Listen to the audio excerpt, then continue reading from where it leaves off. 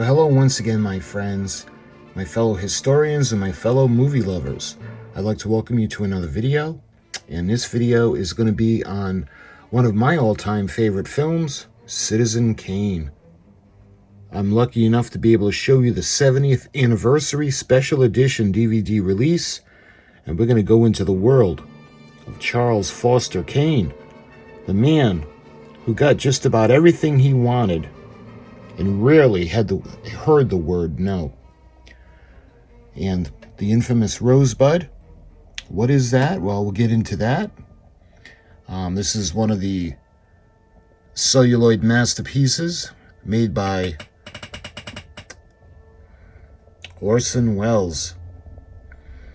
Orson Welles, of course, had been famous before this with the famous War of the Worlds radio broadcast. He worked for RKO Pictures, and he was hired by Hollywood to come over, and he really basically got full control. So my friends, sit back and relax, and we're going to go into the world of Charles Foster Kane as we celebrate, at the release of this package, the 70th anniversary of the movie Citizen Kane.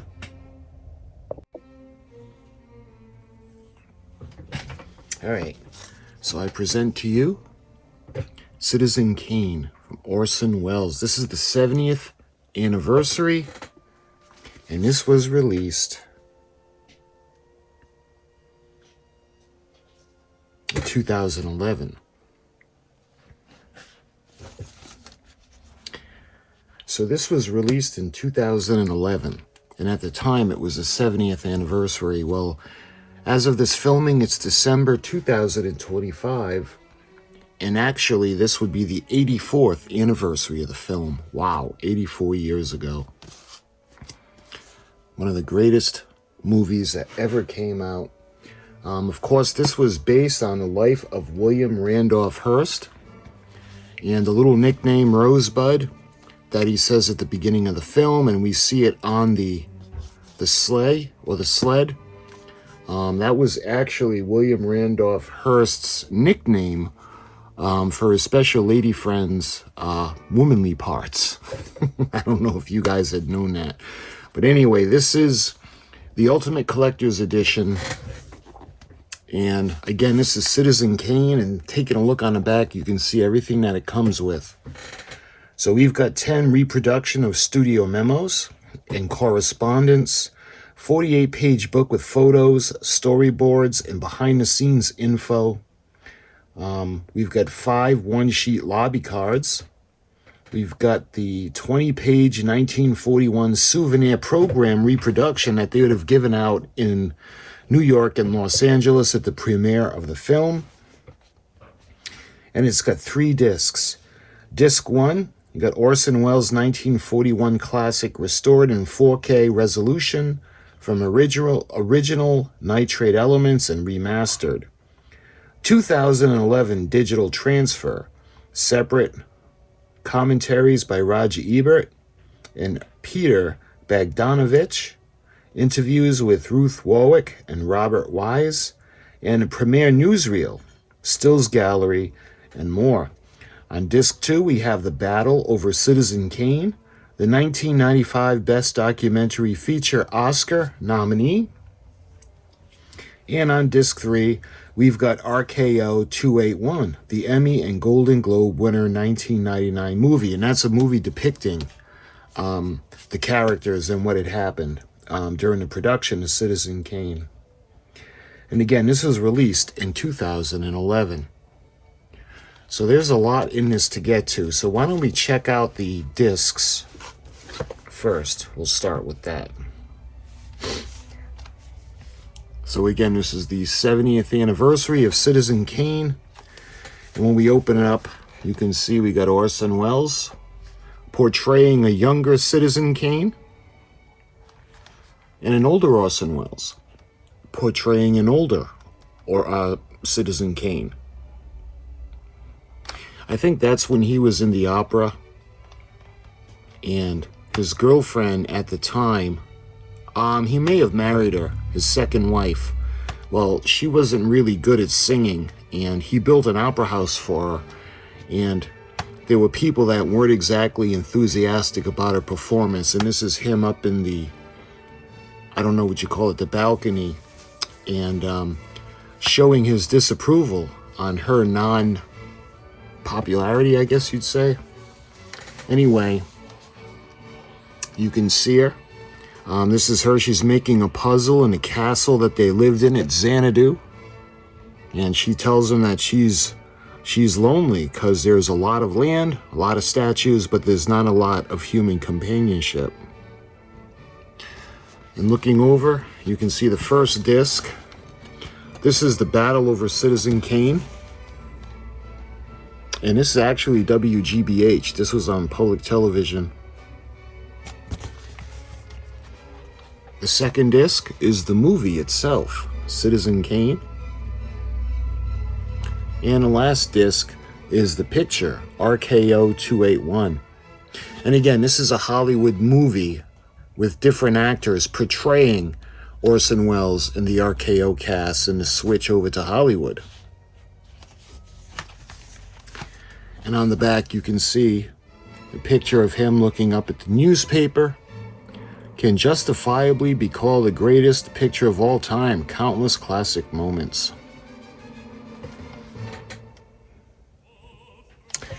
All right, so that's the package containing the DVDs.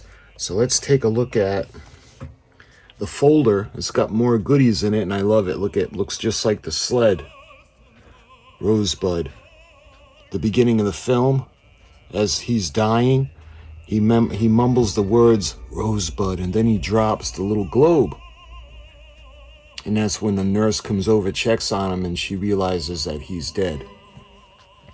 Again, Rosebud was William Randolph Hearst's little nickname for his lady friends' female parts.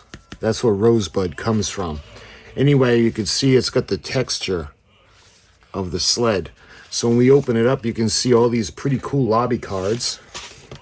So let's go through these. And there's also letters in here as well. So let's check out the first one.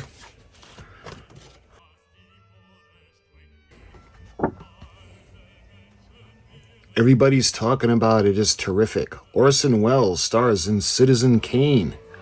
Mercury actors Joseph Cotton, Dorothy Comagore, Everett Sloan, Ray Collins, George Coulouris, Agnes Moorehead, Paul Stewart, Ruth Wowick, Erskine Sanford, and William Allen.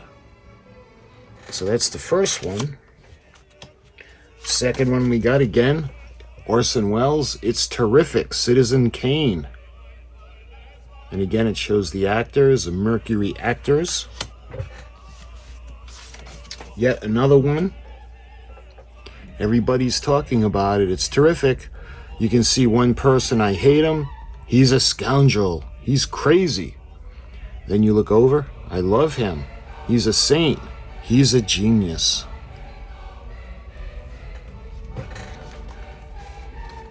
And then we have another one. I like that K on the side. Orson Welles, Citizen Kane. Some called him a hero, others called him a heel. The most sensational product of the U.S. movie industry, by Time magazine at the time. You can see another advertisement. It's terrific.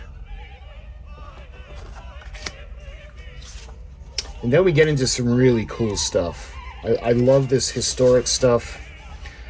The first thing we're going to look at is you can see the RKO Pictures present Citizen Kane, a Mercury production by Orson Welles. The Ambassador Theater on Wednesday, the 9th of April, 1941. And you can see on the side the little story. The story of Citizen Kane covers a period from 1868 until the present. In the role of Charles Foster Kane, Orson Welles portrays the life of a man from the age of 25 to 80. Credit for his remarkable makeup is due Maurice Cederman, who created the transformation under the supervision of Mel Burns, head of the RKO Pictures studio, the makeup department.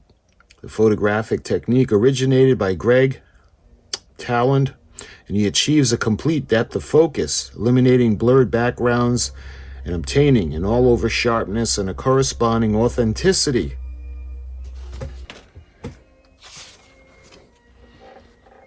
And look at this one, you can see RKO Pictures Incorporated, a Mercury production by Orson Welles, Citizen Kane. Most of the principal actors in Citizen Kane are new to the motion picture. The Mercury Theater is proud to introduce them. And just like in the final credits of the film, it shows the actors and the characters they played. And then you can see on the other side, it's Orson Welles, director, producer, and the special effects and more of the credits.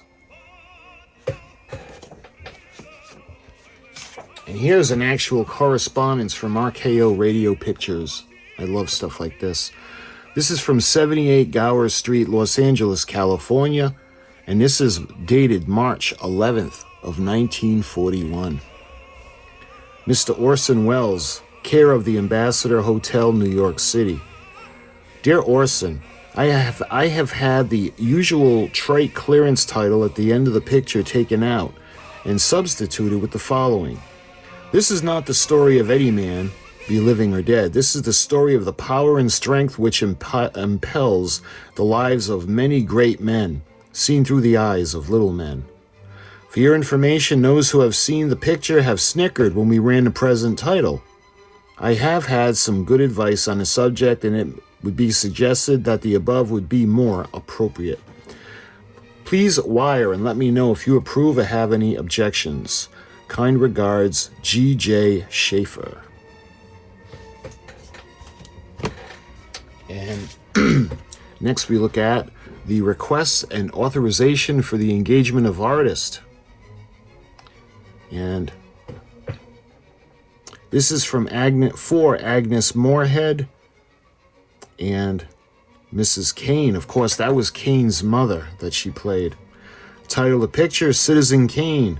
Term to commence on September, looks like 19th of 1940, and she'll be paid $3,000 a week.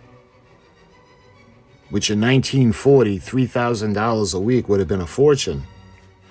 And that would have been for 1 week's work. The screen credit would be the feature billing and the screen and all paid publicity and advertising that would go with it. And a lot of it is pretty faded. But that's pretty cool. So that's her contract. So we got a couple of receipts now from Hollywood, California. And this is from the pharmacy. And this is for Orson Welles. And that was a $61.64 bill. Now, looks like, what is that? One case of scotch, $56. Sales tax, $1.80, and I'm not quite sure what that is. And then the student party on the other side, that would be $38. Again, for a case of scotch, but that one looked like it was cheaper, $35. Anyway, those are receipts. And this is the pre-budget estimate. And forgive me, this is going to be very small. Hopefully the pictures do it justice. It looks like the balance sheet. But again, I'm going to try to do it on video in 4K.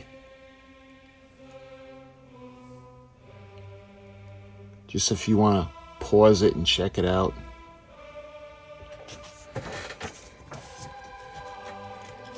And we've got from Rutgers Nielsen for immediate release and use RKO Radio Pictures.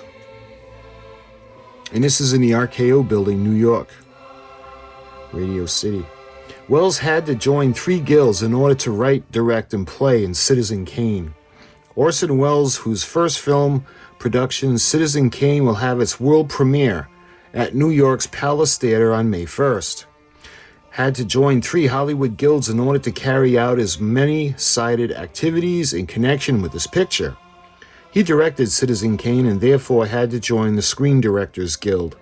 He wrote the screen story and signed up with the Screenwriter Guild, else his script could never have been made into a picture. And since he has a title role in the picture, it was necessary for him to become a member of the Screen Actors Guild. Since there is no Screen Producers Guild, Welles found he needed no formalities of membership to whip into shape the production of Citizen Kane. From his radio stage activities, he carries membership cards in the Radio Writers Guild, the American Federation of Radio Artists, and the Actors Equity. Because of the short time he had spent before the footlights, he is a junior member of the latter organization.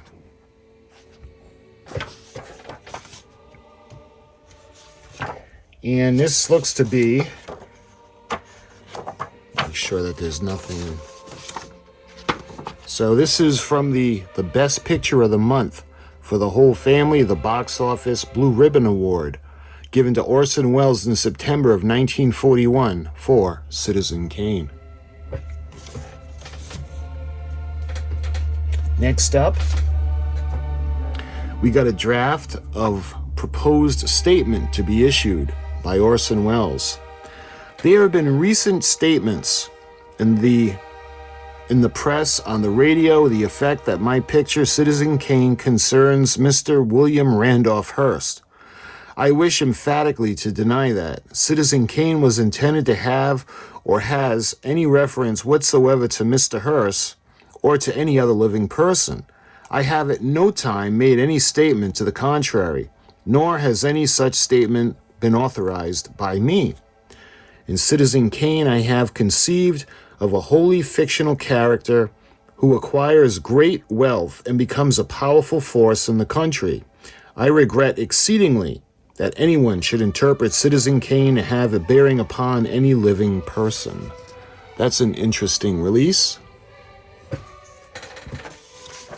And it looks like lastly, we have another receipt or contract, RKO Pictures, and name of the artist. This is Joseph Cotton. I think it's Cotton. And he played Leland in Citizen Kane. And he was compensated, let me see if I can see what that is. It looks like $1,800 a week. And he was guaranteed work for 4 weeks.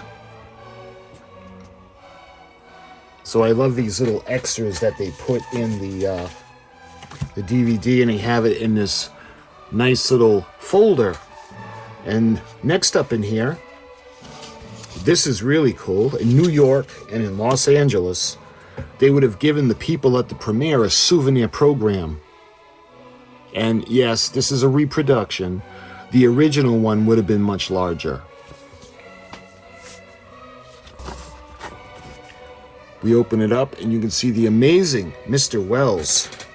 Orson Welles reached Hollywood in August of 1939 with a much photographed beard, a radio reputation, and a 4-way contract as an author, producer, director, and star.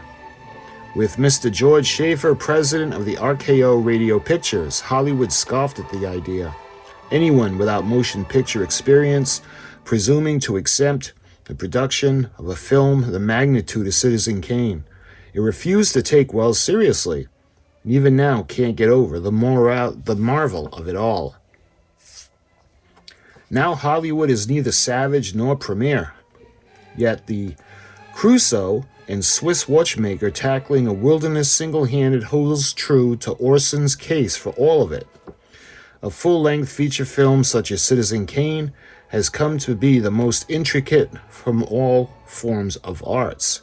In a group, not an individual production, but Welles, with no previous experience whatsoever except in the related media of the stage and radio, undertook to be a one-man orchestra. He was to write, piece, star in, direct it, produce it. No wonder a Hollywood accustomed to seeing pictures born only through the cooperative effort of many minds and talents, kept its fingers crossed as the the entire time while the boy wonder of Broadway and the airwaves took up his task. So it goes in to talk about Orson Welles and his overwhelming odds when he was making the move from radio to pictures, going to Hollywood. Then next you can see the man of endless surprises. This is the story of Orson Welles, or the case history, and one of America's most amazing young geniuses. Genius is definitely the word for Mr. Welles, who at the ripe age of 25 can look back upon a successful career as an author, playwright, actor, Broadway director and producer, radio star, and painter. Born in Kenosha, Wisconsin, Orson was the son of Richard Head Welles, a well-known inventor and manufacturer. His mother was Beatrice Ives Welles, a concert pianist from whom he drew much of the artistic perception and sensitivity. A lot of people think that the movie Citizen Kane was actually modeled after Orson Welles' life. You can see some of the pictures that they use for the slides. And it goes on to talk about the career of Orson Welles. Orson Welles, as he appears in a title role at one stage of the story. He was portrayed a fictional newspaper tycoon. The following photo sequence presents highlights the life of Citizen Kane. You can see some of the photos right there.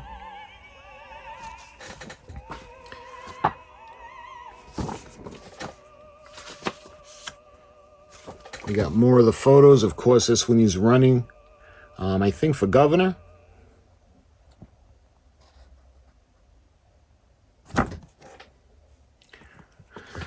So you could see RKO Pictures, Citizen Kane. And again, it's got the credits. Mercury Theater is proud to introduce Citizen Kane, the actors, and everybody on the project. Now you can see it's got more of the pictures from the film. Quick stepping through a few of the outstanding scenes of Citizen Kane with that unpredictable personality Orson Welles, who brings to the screen in his first production an unusual, compelling, dramatic entertainment and a distinct new motion picture technique that is years ahead of its time. The foremost personalities of motion picture. You can see Orson Welles, the author, Orson Welles, the director, Orson Welles, the producer, and Orson Welles, the star.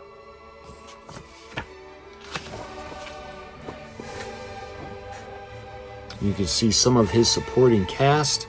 Most of the principal players in Citizen Kane are new to the motion pictures. The Mercury Theater is proud to introduce the Mercury actors.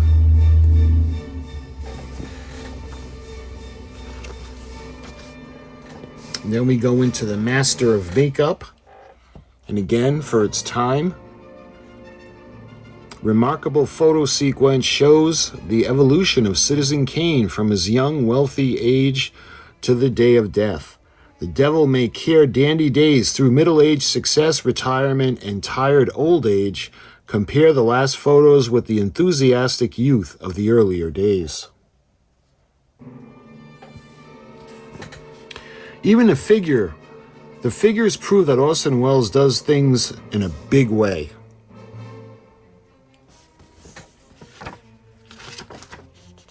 And the star Orson Welles makes fluid camera, the star of Citizen Kane. And you can see the candid shots around the lot during the filming of Citizen Kane. And lastly, you can see him as he stares up at his competition. That was the competing newspaper. So I love all these little extra goodies. So we have all of the correspondence. We have the souvenir program. We've got a couple of contracts. We have some theater cards. And the last thing that's in this collection is there's actually a book.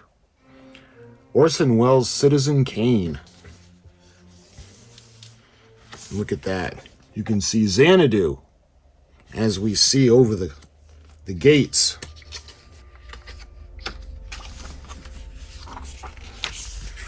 And you can see Orson Welles, Citizen Kane.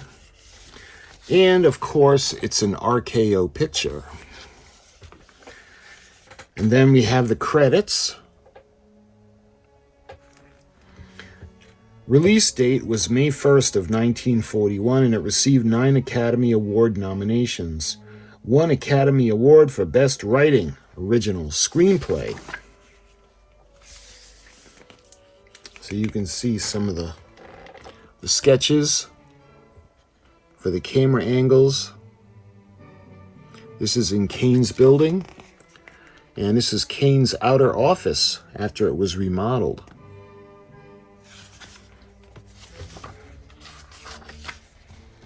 And of course, this is when he's giving his speech for governor.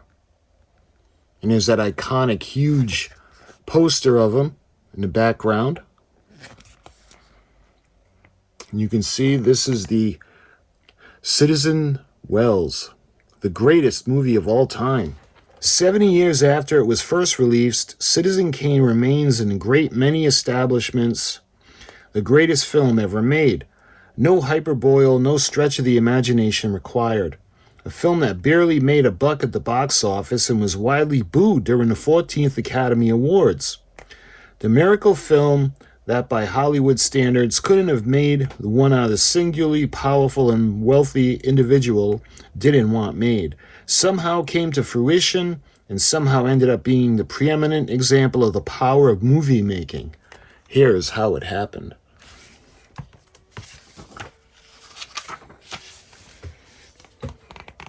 You can see a young Charles Foster Kane. You know, Mr. Bernstein, if I hadn't been rich, I might have been a really good man. Really great man, excuse me.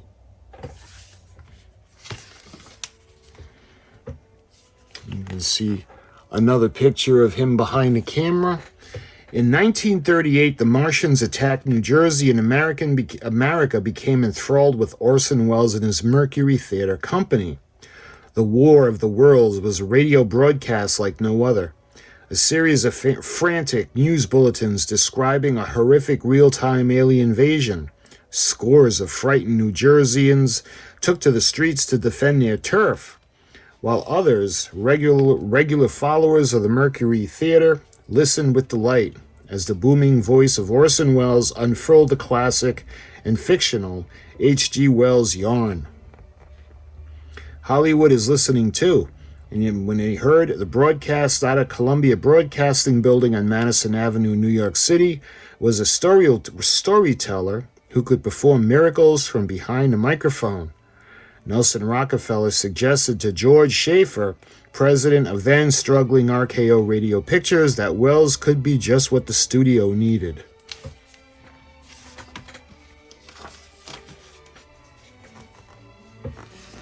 You can see a young, very young Orson Welles, headstrong artist and individual who retained complete creative control of his radio and theatrical productions. You can see he's got the pipe. So he rejected Schaefer's initial offer to come to Hollywood. He did want complete control, and eventually he ended up getting it. So this is after his newspaper is becoming a success and they throw a party for him. And that has the infamous girls that are dancing the chorus line, and they bring him up and they sing.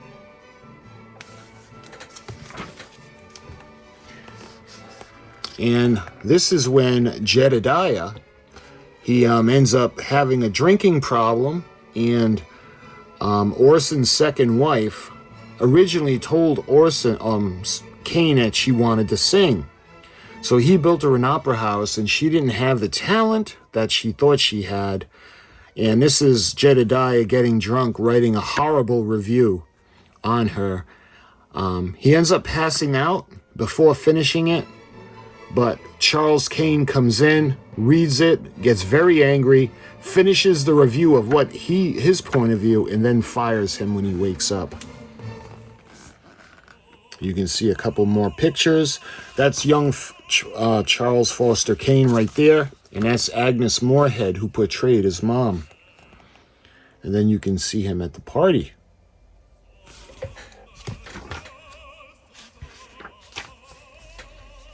So again, this is when they're looking up at the competition, the competing newspaper. And I think it has like 400,000 subscribers. And he's looking at the cameraman and the staff that they have.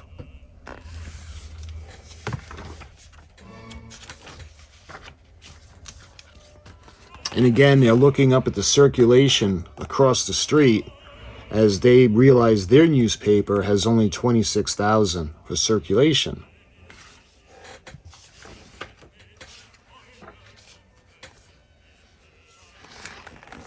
We have more photos. By the time the film was ready for release in 1941, there was widespread panic in the industry that the release of Citizen Kane of RKO would be declaring a war against William Randolph Hearst. And there was little doubt that Hearst would fire back with full weight of his media empire. Nicholas Schneck, a movie biz mogul,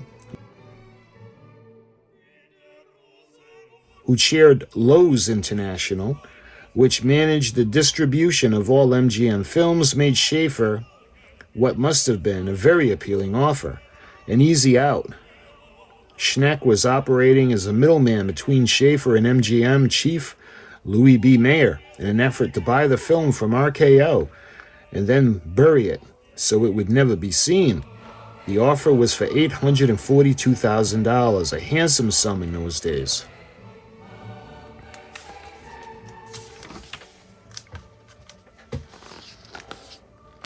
You can see more pictures from the movie when she's making the puzzles. Who at the time were also distributors refused to show the film in their theaters once released. Warner Brothers, Paramount, Loews, and Fox wanted nothing to do with the release of Kane. And one might suspect of the wrath of Hearst. Contrary to the widespread belief in what Hearst would do, he didn't do much of anything. He didn't need to. The film did not gain traction at the box office and the public. Despite all the controversy and showmanship, the scandals seemed largely uninteresting to the public. The film came and went, though it received high critical praise, perhaps the highest in movie history. It was scarcely noticed by the masses, whom it intended. In 1942, Schaefer was ousted from RKO, and so were the Welles and his Mercury Theater actors. And another picture promoting Charles Foster Kane. I think that time was for governor.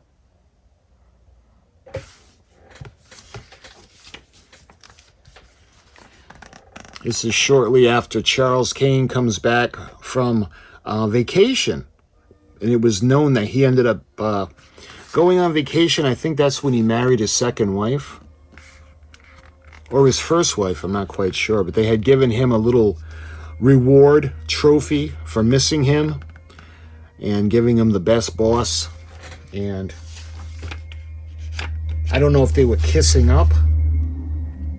Well, maybe. You can see more photos. That was the man in the office running the newspaper before Charles Foster Kane came in. And you can see Orson Welles with that. Look at that beautiful camera. You see a couple more pictures. Inside of Xanadu, you can see how actually huge that place is. And his wife, or his second wife, you can see the movie house that Charles Foster Kane built for her. And one of the productions that she was in.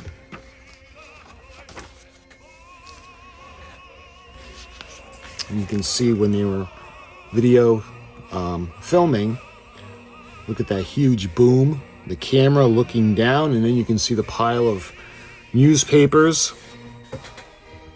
The Mercury Theater Company began to disperse its members, including John Houseman, Joseph Cotton, Agnes Moorehead, and Bernard Herrmann. They began to carve their own niches in the industry, and in many cases became major stars in their respective fields. William Randolph Hearst lived until 1951, when he died at the age of 88, and Welles continued to work to the craft of filmmaking until his death in 1985, trying in vain to recapture the magic of his youth, not so unlike Charles Foster Kane. You can see some of the photos of the makeup.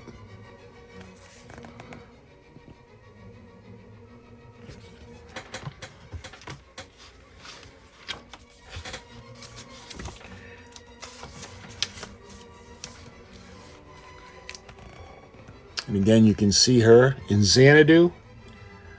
49,000 acres of nothing but scenery and statues. I'm lonesome. I think that's when she asks him if they can move back to New York. And he says no, that his home is in California. And we can look at some sketches of Xanadu. You can see the drawbridge. Look at that.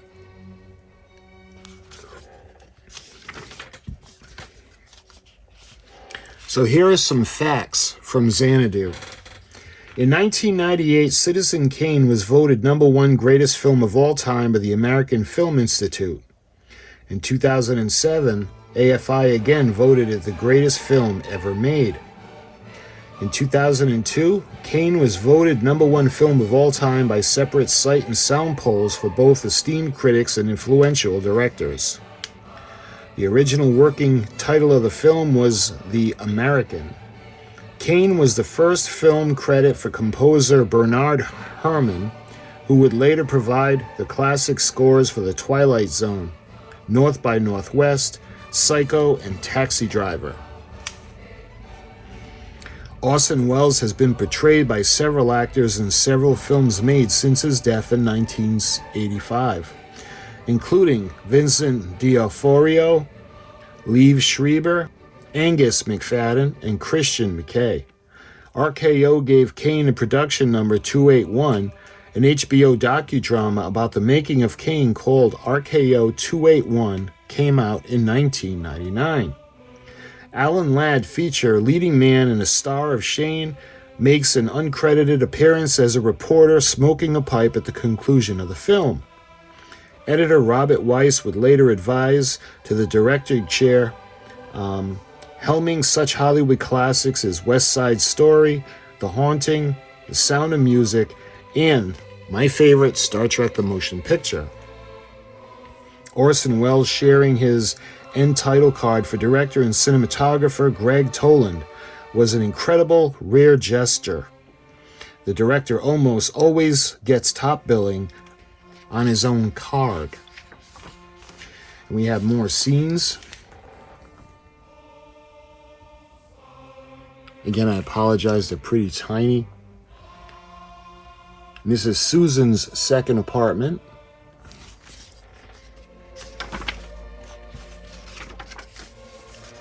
And you can see this would have been in an opening scene as he utters the words Rosebud, and then he drops the little globe, little snow globe.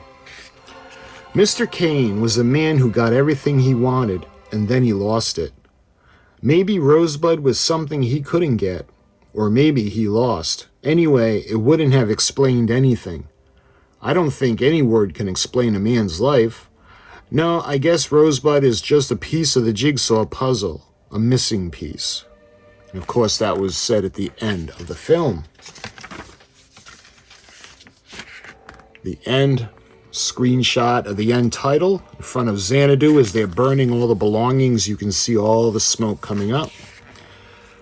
And you can see Charles Foster Kane as he's making a speech going for the governor. And I think that's it. Yep, that's it. That's everything in the book. So this is another little interesting little souvenir, a piece of the movie with information to get in this. So the movie is really great. If you've never seen Citizen Kane, you owe it to yourself to at least watch it.